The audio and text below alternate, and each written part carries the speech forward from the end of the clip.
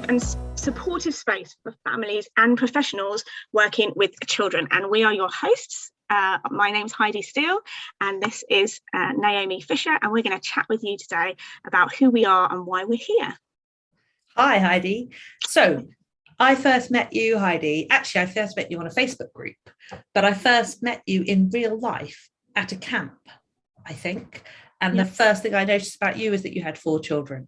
And at the time, you had 4 children, I think, under the age of 8, which looked like a very busy time in your life. Tell me a bit about you and your family. That would be a really, really fair assumption. Certainly 4 children under 8. In fact, the week that we met, my eldest son turned 8 that week. I don't remember. At the time, I didn't see it as really busy, and I didn't see it as really full on, but lots of people told me that it was. And I thought, well, I'm just doing what we need to do. And now looking back on it, I think, wow, that was really busy and really full on with 4 children. And we met on this camp. And the thing that I remember about this particular camp was how our eldest children, so my 2 eldest boys and your eldest, seemed to connect like straight away.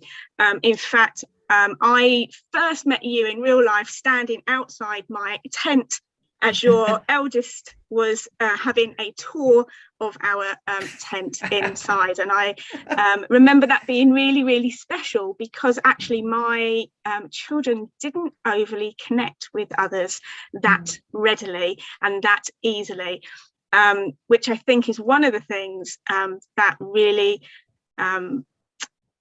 sort of motivated me to maintain that connection with our children, and obviously that has been ongoing for many years now, because my children are older. My eldest is soon to be 15, so that's 15. 5 years. Can't do really? the maths, no. Yes. Wow. Okay. Yes. Oh no, I really can't do the maths. 7 years. 7 years. 7 years. Terrible. Yes. So that was really, really really special, and has been an ongoing, growing relationship for both us and our children, as my younger ones and your younger one have connected in a similar way. So it's come together beautifully. It has. And tell me a bit about your background, because before you had 4 children, you were already interested in education, weren't you? Yes, so I am a former teacher. I say that very boldly and bravely now. I am a former teacher. I worked in the education system for 11 years after I had done 4 years training. And I worked in primary school. So my qualification was in primary school, and I had a lot of experience all the way from reception up until year 6 during that time. But my passion and my love was really early years. So reception. I worked with reception aged children for many years of that, and specifically I was really interested in play, which was covered in my training, and how children play and grow and learn naturally. And I was fascinated by the idea that children were able to learn the things that they needed to learn through play. And it really was special for me. I loved providing spaces within the context of school where children could come and choose how they spent their time and how they interacted with what was available, and watching them learn and grow.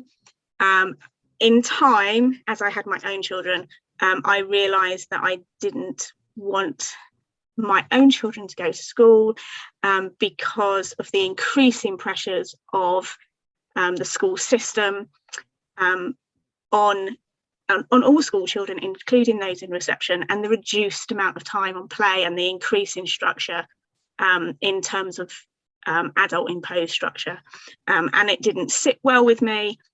So my children have actually never been to school. Tell me a little bit about your background, Naomi, and okay. how So you So I have two children, as you've referred to. They are 13 and 10 at the moment. And my background is as a clinical psychologist. So I trained before I had children as a psychologist, and I actually did a PhD in autism as well before I even did my clinical training. So I was already interested in how children learn, how they develop, how I was particularly interested. I guess it is learning through play, but I was particularly interested in social learning, how children learnt to be social and how they learnt from being with others and how they very much brought themselves to that as well. So that was something I saw as really fundamental, but in the research about learning, how you have the child who brings their own understanding of things, and then you have their environment, and the two interact, and it's both of them have to be there in order for the learning to happen. And then when I had my own children, it became clear to me quite early on, well, my son was a summer birthday for a start, and I had read quite a lot about how children who are born in the summer have to, there's a lovely cat behind you, how they struggle more at school, basically. And I could absolutely see that my son was going to be one of those children who would struggle at school, because I just thought he absolutely wasn't ready for what they were doing to 4-year-olds at school.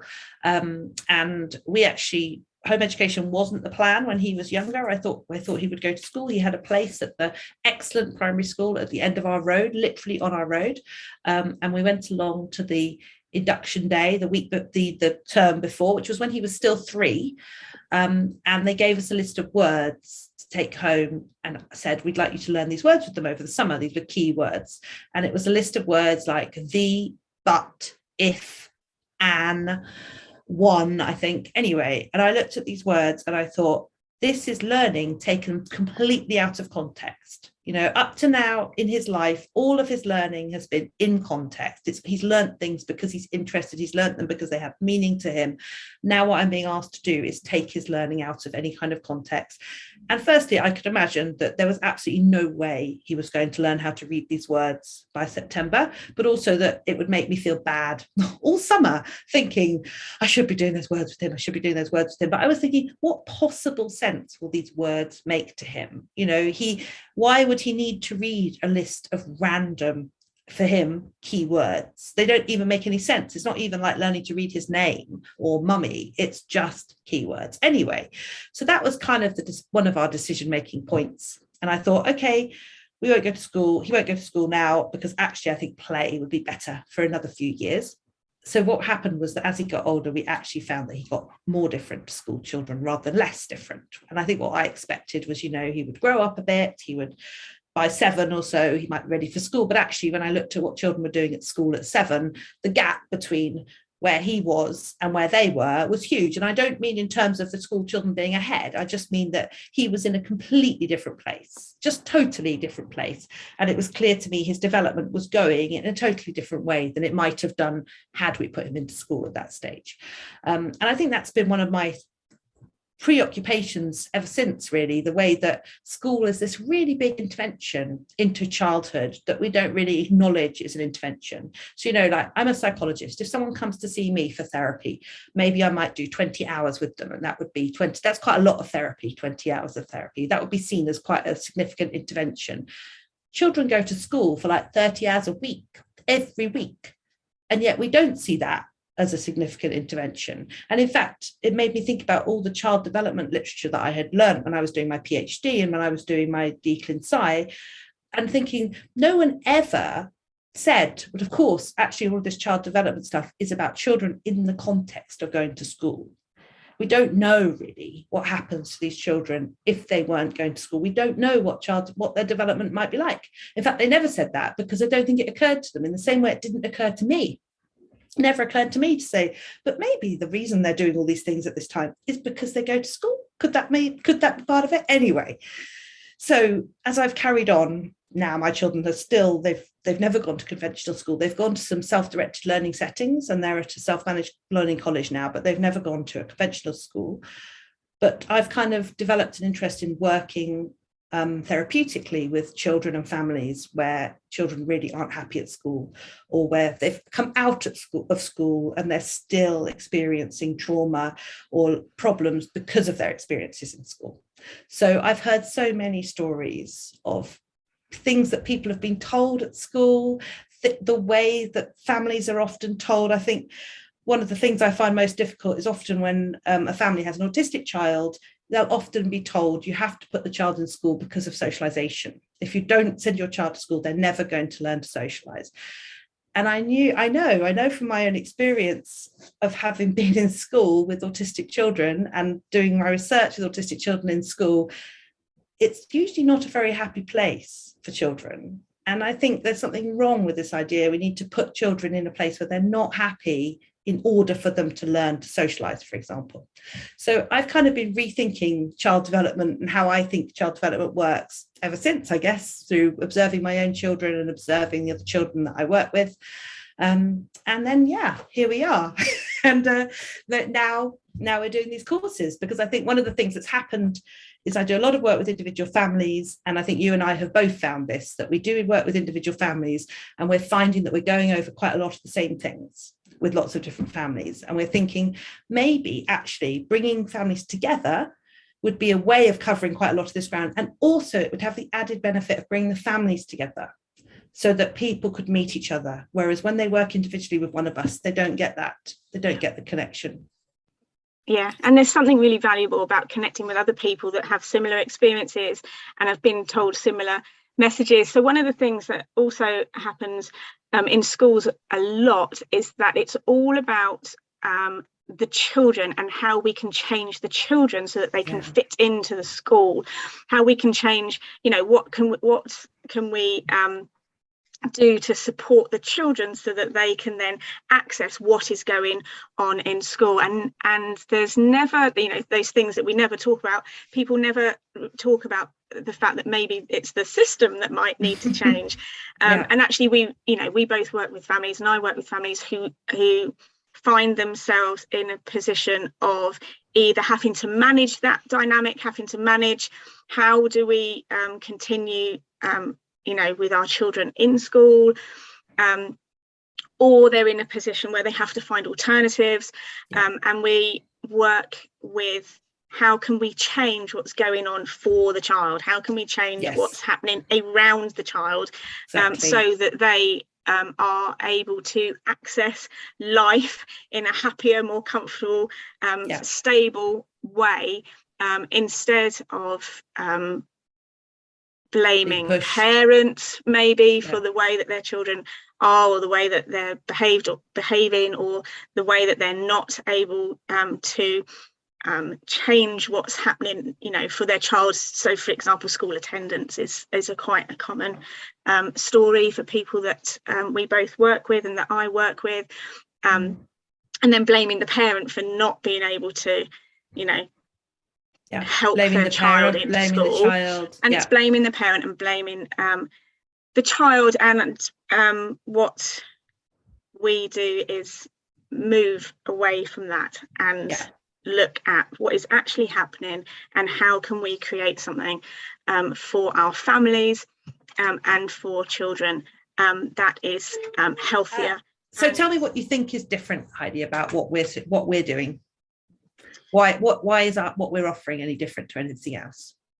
I think that we recognise and celebrate the uniqueness of individual children and therefore families as well. So when we are talking about things and maybe coming alongside families, we don't give a sort of a cookie cutter format of what should be implemented in homes, but what we do is enable people to look at their unique children, their unique families, and give them sort of tools and ideas about how they can improve things and work together in connection and collaboration with their children and with other members of their family as well. I mean, one of the things that I know about my own children and other children that I've worked with is that they are all different, and that's actually something that I think should be celebrated, and that's really wonderful. And in that respect, that means that we have to recognise and celebrate those differences and work with them, rather than trying to form and mould children and families into how we think they should be and how we think they should work within the world. I know children that are too young, really too young to go to school, for example, and they don't want to be separated from their family for that length of time. And then you've got other children that just aren't able to access or engage with things in the way that other children are. They seem to occupy their own world a lot of the time, and the way that we interact with them is very, very different. And I think that what we do is recognise that uniqueness and celebrate it as well. I think that's something that self-directed education allows us to do, because really it starts with the child and their preferences, rather than starting with this idea that you need to get them to learn something from the outside. And I think that's why we talk about nurturing neurodiversity. Really, it's about nurturing that difference and allowing that difference to thrive and flourish, rather than trying to channel children and channel people down a kind of the same narrow highway as everyone else. So I've written a book about self-directed education called Changing Our Minds: How Children Take Control of Their Own Learning. And Heidi also, and as well as that, we run these courses, and we run courses for 2 different courses at the moment, but maybe more in the future. And we both work individually with parents, don't we, and with families. We offer courses to families that look specifically at family dynamics, and how families can come alongside each other, within the context of their home, and support one another, particularly their children. We also offer courses for self-directed education, specifically for children that maybe have a really strong sense of their own autonomy, and aren't able to access or really clearly don't want to access education in a way that is traditional, or the way that we are generally familiar with. And if people aren't able to access courses at this point, we also run monthly webinars that people can come and join us on, and I will pop a link for that in the comment section or in the description box. Or you can find out more about our courses on our website, nurturingneurodiversity.org. Fantastic. Thank you. Excellent. Thank you, Naomi. Thank you, Heidi. Bye.